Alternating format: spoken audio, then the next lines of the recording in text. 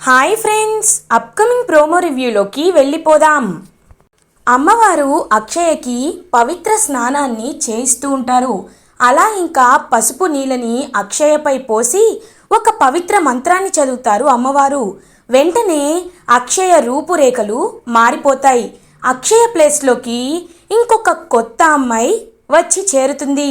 ఇది ఇలా ఉండగా అవని అక్షయ ఫోటో చూస్తూ ఇంకా అక్షయ దొరకలేదని పాపం బాధపడుతూ వెక్కి వెక్కి ఏడుస్తూ ఉంటుంది.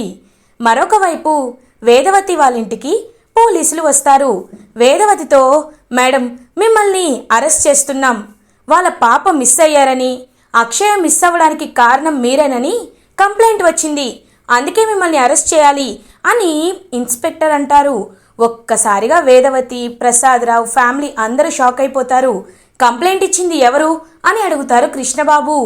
అవని కంప్లైంట్ ఇచ్చారు కాబట్టి కానిస్టేబుల్స్ తన్ని తీసుకురండి అని చెప్పి ఇన్స్పెక్టర్ వేదవతిని అరెస్ట్ చేసి పోలీస్ స్టేషన్కి తీసుకువెళ్తూ ఉంటారు. వేదవతి అరెస్ట్ అవ్వడంతో ఫ్యామిలీ మెంబర్స్ అందరూ చాలా బాధపడుతూ ఉంటారు.